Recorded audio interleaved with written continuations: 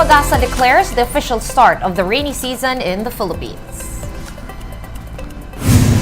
Government launched the eGov Super App, a one-stop shop for national and local government services. And the Regional Comprehensive Economic Partnership, or RCEP, has finally entered into force in the Philippines.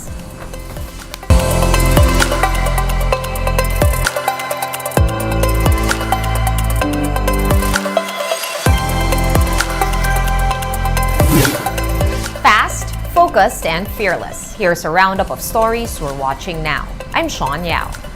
Pag-asa has declared the official start of the rainy season. Pag-asa explains that this is due to the widespread rains brought by scattered thunderstorms, the southwest monsoon or habagat, and the passage of Typhoon Betty.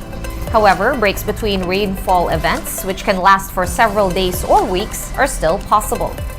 Pag-asa likewise reiterated the expected onset of El Nino over the next couple of months, which can lead to below normal rainfall conditions. However, this could be offset by the enhanced habagat over the western part of the country. The State Weather Bureau is advising the public to take precautionary measures against the impact of the rainy season. Authorities cleaned up a creek in Taguig City in a bid to prevent flooding this rainy season. JC Cosico with the report. Cranes and floating excavators were used by the MMDA to clean up trash here at the Hagonoy Creek in Taguig City. Apart from heavy equipment, MMDA and local government personnel also helped in removing the rubbish which came from 9 barangays in the city. MMDA said the cleanup will take a week and that about 50 trucks or 600 tons of garbage may be collected. There are plastics, wood, and styro, which some residents said were secretly thrown in. Minsan dyan po pumupwesto, sabay tatapon na lang po ng ganun, pasimple, titingin-tingin sa paligid. These can result to flooding as trash may clog pumping stations. In fact, around 15 barangays may be affected should Hagonoy Creek overflow. However, the MMDA said it can't conduct massive cleanups often due to limited personnel and equipment. Imagine niyo kung 71 pumping stations yan, sa 1 week ang isa. Hindi po namin kayang linisin buong taon. So, na every day or every month, there will never be enough equipment and for that para malinis siya on a daily basis. The MMDA also said the garbage problem is becoming a cycle as people continue to throw their waste despite cleanup efforts. Taguig City, for its part, finds violating residents from 500 to 2,000 pesos or community service. However, the LGU said its enforcement remains to be a challenge. Sa haba po ng waterway na ito and sa kakulangan din ho sa ating personnel, talaga hong may challenge tayo dyan. And if there's a long-term solution to this problem, the authorities had this to say. Yung pagbabago ng mindset ng tao, maging responsibilidad ng bawat isa, hindi lamang ng pamahalaan, yung pag-ensure na malinis yung daluyan ng tubig natin para maiwasan din po yung pagbaha. Ngayon parang nawala ng pakialam di ba? Yung KOMO may kumukolekta ng basura, yung KOMO merong naglilinis ng basura. Para bang ang entitlement ng tao ganun na lang. Ang hiling lang natin pakikiisa ng lahat. Meanwhile, the MMDA said it is ready for the onset of the rainy season. The agency is making sure that its 71 pumping stations are in full capacity. Para po sa pagdating ng tag-ulan, hindi po tayo magmamadali, hindi tayo iipunan ng basura at hindi po mag-accumulate ang tubig na nagdudulot po ng pagbaha. For News 5, JC Cosico, we are One News. In other news, suspended Congressman Arnie Teves has applied for citizenship in Timor-Leste, according to Justice Secretary Boying Remulla. However, Remulla said that he has no other details on the matter. Citing intelligence reports, Remulla claimed that Teves arrived in Timor-Leste on board a private plane from Singapore, along with 12 others. To recall, the government of Timor-Leste denied Teves' request for asylum in early May. Teves has not set foot in the Philippines since leaving for a medical trip to the United States in late February, citing grave security threats to his life and family. The congressman has been suspended again for 60 days by the House of Representatives for his continued absence and disorderly behavior.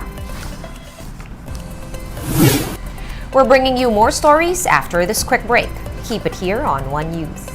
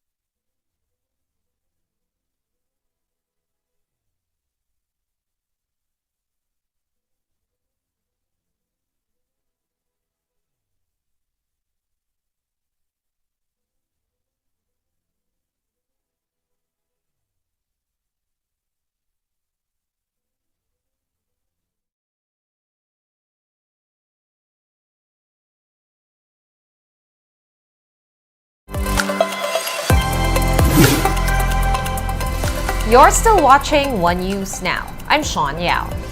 The Philippines has launched the eGov Super App, which will serve as a one-stop shop for several government transactions.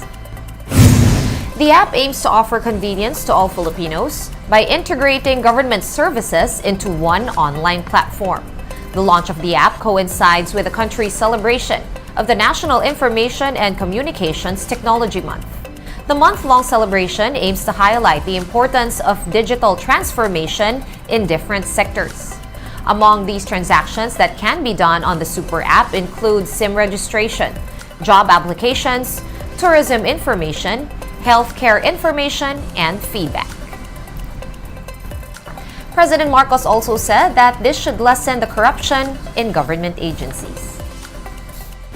Because when you do not have to talk to a person at all, for the entire process, wala kang kausap na tao, there's no discretion that's being exercised at any point. That way, it simplifies the process, especially for the citizen, and there is no discretion being exercised by anyone. Eh, kung di mo ako lagyan, hindi ko ipapaano ito, hindi ko iipiting ko ito. Yung mga ganun. O kausapin mo yung si ganto ganyan, siya mag-aayos, yung fixer niya. Wala na yan, mawawala na yan. And we owe that to the people. And the Regional Comprehensive Economic Partnership, or RCEP, takes effect in the Philippines today. In a press briefing, Trade Secretary Fred Pascual underscored the significance of the RCEP and its benefits to the country. He said that the deal must be considered as a supplementary tool in bringing and attracting investments to spur economic growth. The DTI also said that the country's import surge monitoring system is now live and that this ensures that RCEP will not hurt local industries. The RCEP is the world's biggest free trade agreement, which eliminates up to 90% of tariffs between member countries within 20 years.